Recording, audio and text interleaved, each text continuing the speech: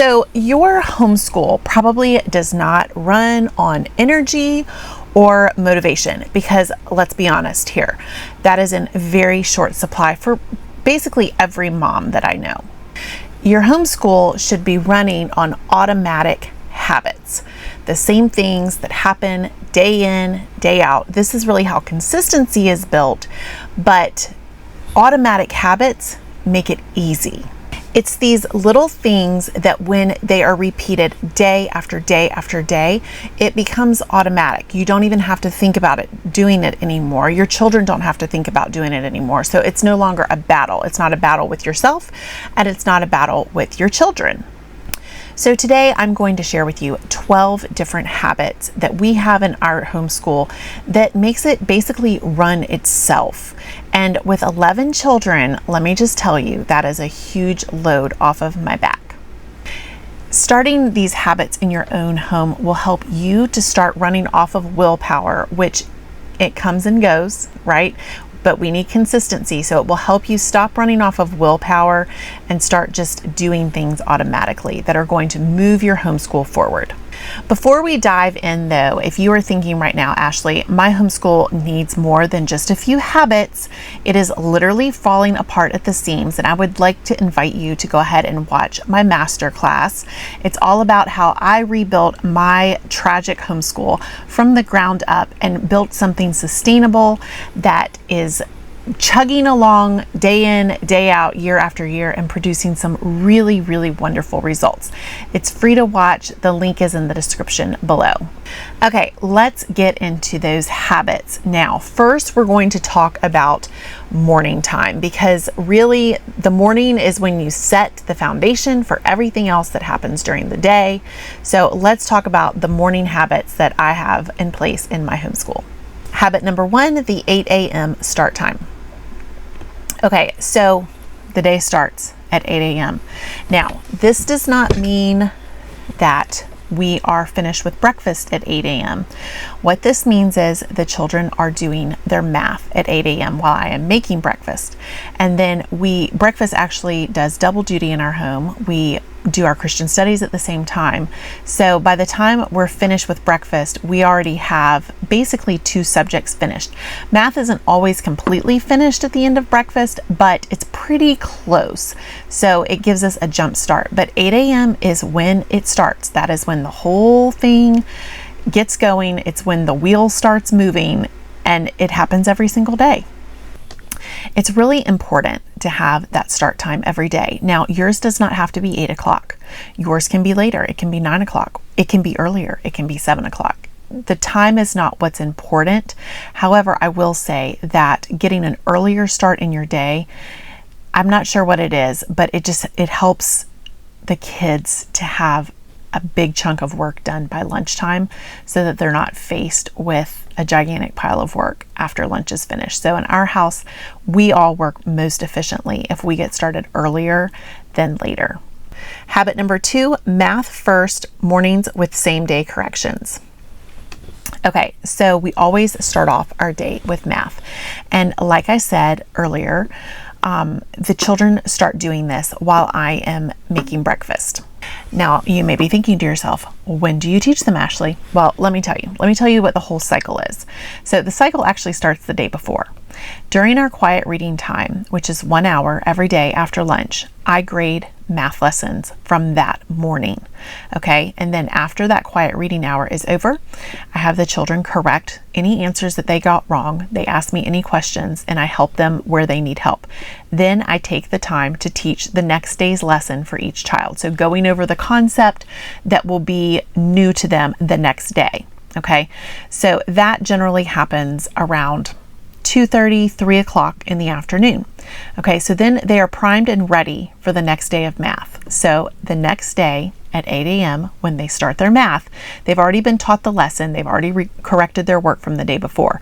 So it just goes on a cycle like this. But we start math at 8 a.m. We get the hard thing done first. Having a specific math routine, not just for when they get started, but also when I have to check it and make sure that they understand everything.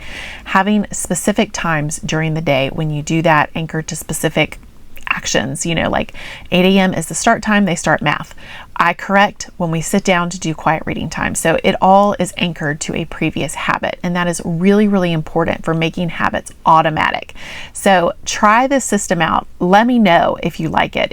I've already had a ton of moms tell me that doing math this way has really changed the way that the whole morning goes in their household.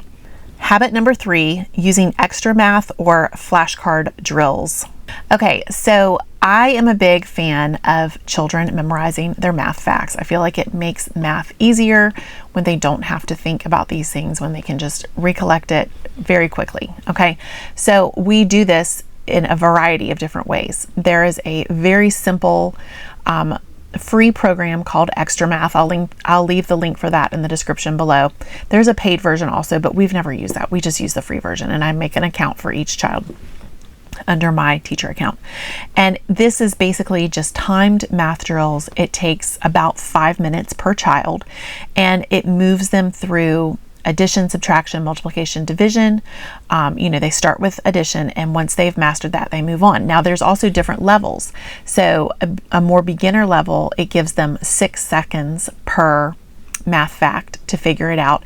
And then once they have learned all of their facts and can get the answer down in 6 seconds, then you can put them through it again for 3 seconds. My kids actually enjoy doing this.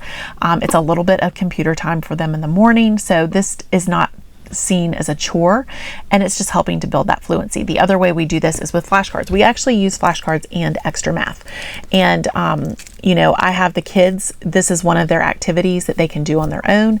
They quiz each other with the flashcards, and then about 2 or 3 times a week I quiz them so that I know exactly where they are with memorizing everything. So getting this facts practice in, it's a good way to make sure daily, and we're not spending huge amounts of time on this. It's 5 minutes for Extra Math, 5 minutes for flashcards, and they're attaining mastery through this. Habit number 4, copy work, dictation, and spelling. So every single day after we get that math done and we do our recitation, we move into, it probably takes about 20 minutes for spelling, cursive copy work, some dictation, and some basic grammar rules that I have them memorizing and practicing. We do just a little bit every single day, but I'm telling you what, that time adds up over the course of a year. So, stop thinking about each one of these subjects as needing to take 30 minutes. You do not need to be spending 30 minutes a day on each of these subjects. We probably spend 20 to 25 minutes all in on all of those. And, some of these can be done independently. So I'll tell the child, I need you to wait to do your spelling until I'm, busy teaching somebody else and you need something to work on. Now, of course, I have to give them the spelling test every day. We actually do a practice test and then we do the real test. So, they need me for that part. That can't be independent work. But there's plenty of stuff within that area that they can do independently. And, just a little bit each day, it all adds up. And by the end of the year, they've made some really fantastic progress. Habit number 5, daily Latin recitation and work. Okay, so this one is not going to apply to everyone because I know that not every homeschool is using Latin. We are, and if you're not careful about it, Latin can be a big, hairy, scary subject. Okay, the thing that makes Latin more approachable and easier is daily touch points with it. So daily, we are doing Latin recitation. Daily, we are filling out a worksheet with vocabulary words and with Latin sayings so that they are practicing their spelling and so that they are practicing, learning the vocabulary, basically. Daily, we are going over Latin flashcards, and then daily, they are doing their Latin work. So again, all in all, this takes 15 to 20 minutes for the younger ages. It takes a little bit longer for the older ages, but the key here is not trying to cram in all of your Latin work in one day, okay? You have to tackle these subjects in bite sizes. And you will be amazed at what you can accomplish in 1 year if you take this approach. You're never going to learn Latin well, or any other subject well, if you are just relegating it to 1 day a week and cramming in everything. Your brain doesn't work that way. Your brain is not going to retain the information that is only shoved into it once a week before a test so that you can get a good grade and move on. So daily touch points with Latin or with another subject that you want to substitute in is something that makes this learning process a lot more effortless. Okay, now I would like to talk about habits that build independence in our students. Habit number 6, independent work checklists. Okay, I talked about the power of the checklist in this video in depth, so I would invite you to check that out. Checklists are life changing. They are so important. It helps our children become more independent because I print out a checklist for each one of my children, and they each have their own clipboard to keep their checklist on. They get to check off the boxes after they've shown me their work. They don't get to just say, well, it's good enough, it's done, I'm going to check it off. But it gives them the whole day's view of what needs to be done. It also gives them the week's view. So my checklist has Monday, Tuesday, Wednesday, Thursday, and Friday. And then for the subjects that they are doing daily, they have the daily checkbox. There are some things that only get done once a week. For instance, literature comprehension questions, those need to be done once a week right before their class. So, that's only on there once a week. But it gives them the bird's eye view of what needs to be done. And then they can laser in on the day that they're working on, get all of those boxes checked off. They feel good about it. You feel good about it because you know that they're on task and on target. And it's also one of those really great things to show your husband at the end of the week. Have the child go show dad, hey dad, look at everything that I accomplished this week. It's great because it lets dad know that the kids are getting their work done. And so dad feels good, mom feels good, child feels good, everybody feels good. And it is all because of a humble checklist. Habit number 7, small group teaching blocks. Okay, so one of the ways that I am able to teach all of the children that I have 11 children, is small teaching blocks. So everyone has their own independent work that they can be doing. So if a child finishes their math, for instance, and I am busy teaching another child or helping another child, the child can look at their checklist, say, I still need to get my cursive handwriting done, or I still need to do my math flashcards, or I still need to do extra math. They can look at all of the independent work that they need to accomplish, and they can work on that until I am free to help them with the next thing. So it helps if you schedule these teaching blocks so that they know, who I'm working with, when their turn comes next. But small teaching blocks only work well if you have plenty of independent work for them to do as well. So this is why worksheets actually are such a wonderful thing to the homeschool family. I don't know how worksheets got such a terrible reputation. Basically, they're tantamount to child abuse in some homeschool circles, when they are actually one of the best tools that a homeschool mom can actually use. And that is because our homeschoolers need to learn how to work independently. They also need to be reviewing information, and they need to be working through different problems, and worksheets are just really a fantastic solution for this. So if you have been lied to and told that worksheets are terrible for your children and are going to ruin them, you need to get rid of that information in your brain right now. Print out a few worksheets for your child and have them in your folder to hand to them when you're teaching another child long division. Habit number 8, timer sprints. Okay, I have talked about how much I love having timers and using timers in the homeschool. And one of the best ways to use a timer is if your child is struggling with a difficult subject and they are just tired of doing it, but they need to get the work done. So a lot of times, if we can focus our brains, a task will take a lot less time than we think it will. So this is how I use the timer for times like this. I say, okay, so if the child thinks, for instance, oh, it's going to take me an hour to get this paper written, Well, let's see how far you can get in 15 minutes. I'm going to set this timer. I'm going to put it right here in front of you. I want you to really focus hard and see how much of this you can get done in 15 minutes. When the timer goes off, you can have a 10-minute break, get a snack, get a glass of iced tea, and then come back and we can finish it. So many times, you would be amazed. The student is certainly amazed at how many times they can actually finish the project, whatever it is that they're working on, in that 15 minutes, because suddenly they are focused in a way that they weren't focused before. Time limits tend to do that to us. And so I would just encourage you, you need to have at least 1 or 2 timers in your homeschool cart, because they are the best way to get a child to really focus and get the work done when they're dragging. Now we're going to talk about what I like to call the quiet core. This is quiet work that the students are doing, and mom can be doing her own quiet work. It's really an important part of the homeschool day.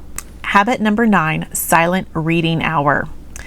So every day in our homeschool after lunch, we have 1 hour of quiet reading time. I set the timer, and this is when my children are doing their reading for literature, their reading for history, supplemental reading. Sometimes I will let them do poetry memorization for about 10 or 15 minutes of this time so that they can get through the memorization that they're supposed to do. But the key here is they are not talking. They are doing their reading. They have their book right beside them, so they're not getting up, wandering around the room looking for something to read. Everybody gets their reading material prior to the timer starting, and then we have a quiet hour of reading. I use this time, like I said earlier in the video, to check math and anything else that might need to be checked as well. And then I will either do work for my business, or I will read myself. I have got a lot of reading that I have to get through every week as well. So this is just a wonderful hour. It transitions us from lunch into more book work right afterwards. And it is just a fantastic time for everyone to get back into study mode, basically. Also, it's so amazing how much reading the children get through when they have a regular hour every single day. Some of my children love to read at night before they go to bed too. Some of them don't, but this makes sure that every child is reading for an hour every single day, and it is fantastic. Habit number 10, Mom's 15-minute teacher huddle. So like I was saying, during our hour of quiet reading time, I use about 15 minutes of that time to really make sure that I know what is happening in my homeschool. I grade the math, I grade anything else that needs to be graded, and I really assess what is happening in the homeschool on that day, for the week, looking forward to the month plan. I spend a good solid 15 minutes going over this every single day so that I'm not caught off guard, and so that I know basically the state of my union. This is really important, especially for someone who's not naturally organized, because it forces you to focus in on the things that are most important every single day. The things that we are staying in touch with, that we're keeping our finger on the pulse point of, are the things that we know inside and out, and know how to plan, and know how to adjust, and know how to move forward. If we're taking that 15 minutes every day to just really think about how things are working and any adjustments that need to be made, it's a proactive way to make sure that everything is moving smoothly. Habit number 11, weekly mastery checks on Fridays. So in our house, Friday is not a throwaway day. I know a lot of homeschool parents, if you make it to Friday, we'll just do art, and we'll do little projects and things like that. And that's all wonderful. Like, continue doing that, please. But this is really a day where I'm checking mastery, making sure that my students understand the material that was presented to them in the week prior. I'm checking their recitation, making sure that they all have it memorized. I try to schedule it so that tests and quizzes are given on Fridays, and I check them the same day so that I know what needs to happen in the next week.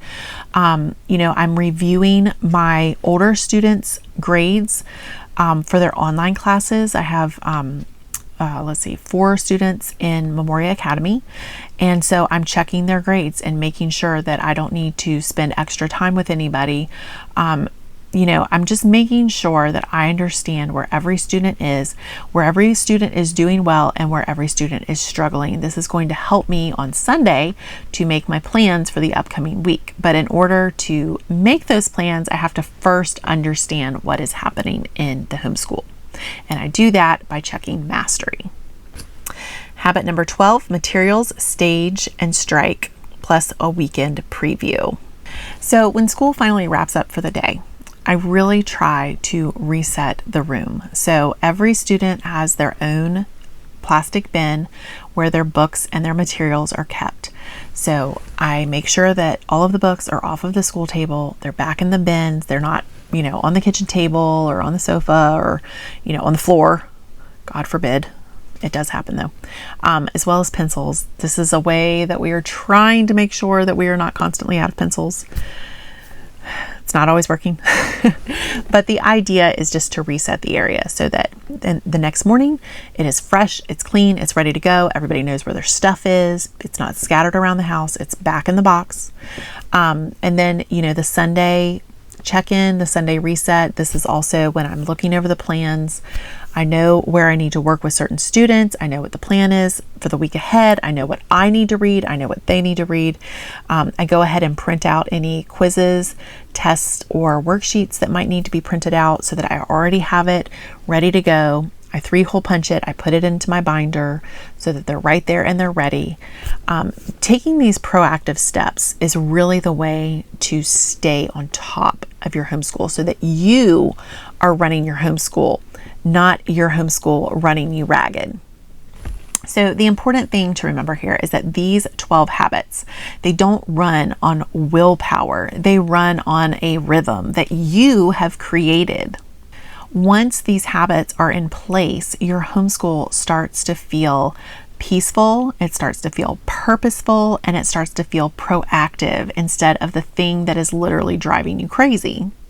So if your homeschool feels like it is the one running you instead of the other way around, again, I'd like to invite you to watch my free masterclass. It's all about the things that I did and put into place to completely change my homeschool around and make it a place of productivity and education instead of just a giant stressor in all of our lives. The link for that is in the description below. Please make sure to like and subscribe this video, and I'd love to hear which one of these habits you're going to start working on in the comments.